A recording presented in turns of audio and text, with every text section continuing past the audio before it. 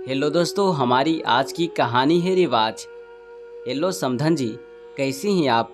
मैंने सोचा कि आपको याद दिला दूं कि शिखा की गोद भराई आने वाली है। सब तैयारी हो गई है ना? देखना हमारा सबके सामने तमाशा ना बने। शिखा की सास लता जी ने फोन पर कहा। दूसरी तरफ शिखा की मां साधना जी अपनी समधन के मुंह से तमाशा बनने वाली बात सुनकर दुखी हो गई। गुस्सा तो बहुत आया, लेकिन बेटी की सास को कुछ कह दिया तो बाद में बेटी को ही परेशानी होगी। यह सोचकर उन्होंने खुद पर संयम रखकर कहा, आप चिंता ना करें, सब तैयारियां अच्छे से चल रही है। आप तो बस हमारी बेटी शिखा का ध्यान रखिए। हाँ हाँ जरूर, क्यों नहीं, आखिर आपकी बेटी हमारी बहू भी तो है।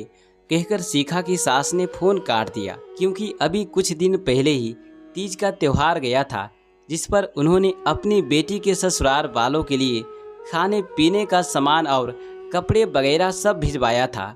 शादी को 2 साल हो गए, लेकिन हर त्योहार पर बेटी की सास लता जी कुछ न कुछ लेने के बहाने ढूंढते रहती थी।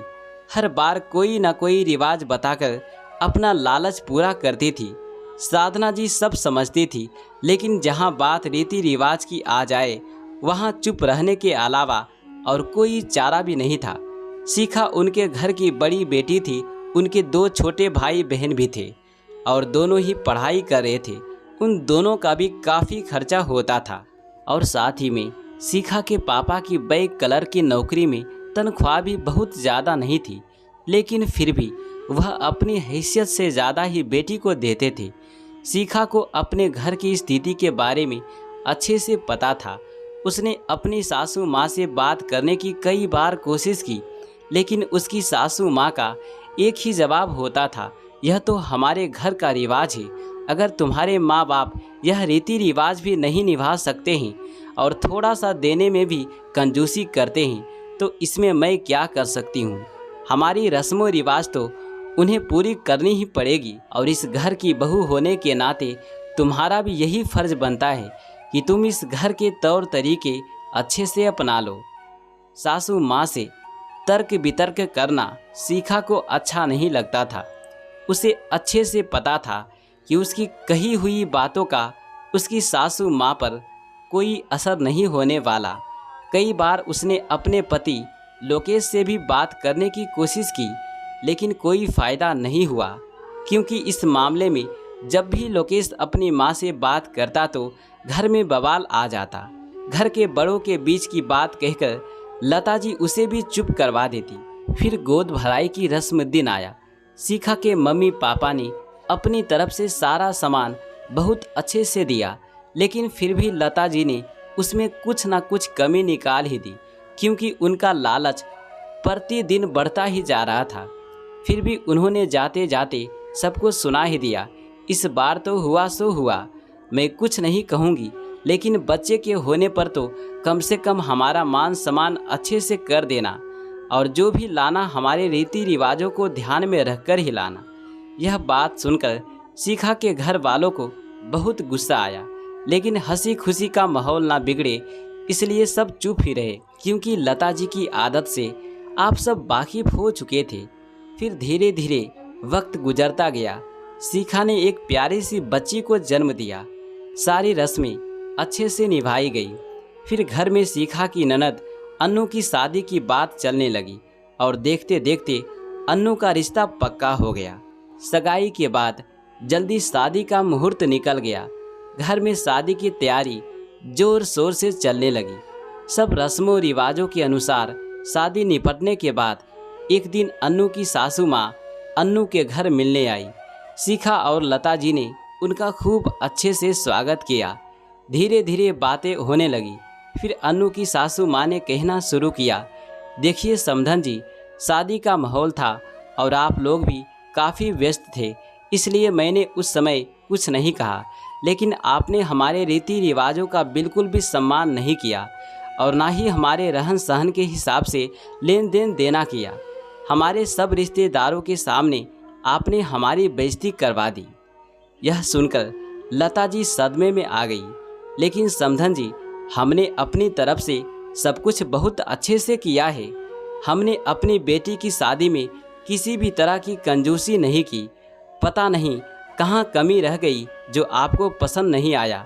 देखिए लता जी, मेरा घर काफ़ी संपन्न है और मुझे लेन देन का कोई लालच नहीं है, लेकिन बेटी के ससुराल वालों की रिवाज तो किसी भी हाल में हर माँ बाप को निभानी पड़ती है। तो आप भी निभाइए और आगे से थोड़ा ध्यान रखना। यह सब बातें शिखा और लोकेश भी सुन रहे थे।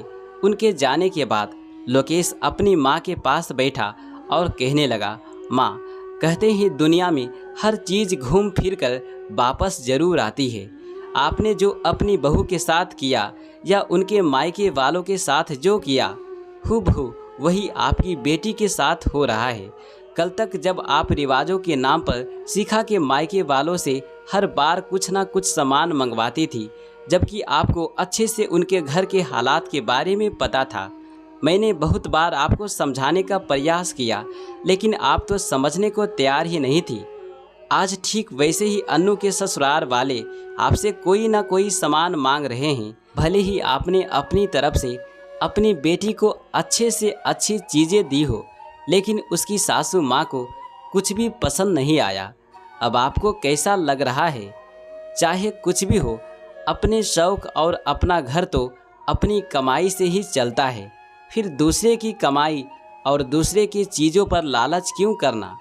कोई दुखी होकर आपकी फरमाइश पूरी कर रहा है ताकि आप उसकी बेटी को परेशान ना करें। क्या यह सही चीज़ है? अगर आप लालच ना दिखाती तो हो सकता है कि शायद अन्नू की सास माँ भी लालची ना होती। आपकी बहू शिखा के माता पिता भी आपकी बातों से इसी प्रकार दुखी होते होंगे जब आप उन्हें कम लेन देन का ताना देती होंगी। आज लता जी को सब बात समझ में आई। फिर उन्होंने अपनी बहू शिखा का हाथ अपने हाथों में लेकर कहा, बेटा मुझे माफ़ कर दे, मैं बेटे की माँ बनकर लालच में आ गई थी। मुफ्त का सामान देखकर और पाने की लालसा के चक्कर में अपने ही रीति रिवाज बनाए जा रही थी। आज मेरे साथ ऐसा हुआ, तब मैं महसूस कर पा रही हूँ कि तुम्हारी माँ पर भी यही सब बीता होगा। अब से मैं ऐसा कुछ भी नहीं करूँगी। मैं दिल से तुमसे माफ़ी मांगती हूँ। शिखा भी यह सब सुनकर अपनी सास माँ के गले लग गई और उनके रिश्ते में मिठास वापस आ गई। दोस्तों, इस कहानी के माध्यम से मेरा उद्देश्य किसी भी व्यक्तिगत भावनाओं को ठेस पहुँचाना नहीं है। कुछ सास बहुत अच्छी होती है जो लेन देन में कम ही विश्वास रखती है, लेकिन आज भी दुनिया में ऐसे बहुत से लोग हैं जो रिवाज के नाम पर बहू के मायके वालों से कुछ ना कुछ चीज़ें लेने के चक्कर में रहते हैं। हमें यह समझना चाहिए कि यह रिवाज घर परिवार के सदस्यों को आपस में करीब लाने के लिए होते हैं, ना कि इन रस्मों के नाम पर दूसरों से कुछ ना कुछ पाने की उम्मीद करना। तो दोस्तों, मैं आशा करता हूँ कि ये कहानी आपको अच्छा लगा होगा। तो प्लीज़ वीडियो को लाइक, कमेंट, शेयर कीजिए और इसी प्रकार की और भी कहानी सुनने के लिए हमारे इसके वाई कहानियाँ चैनल को सब्सक्राइब करें। चलिए मिलते हैं अगली कहानी में। Thanks for watching.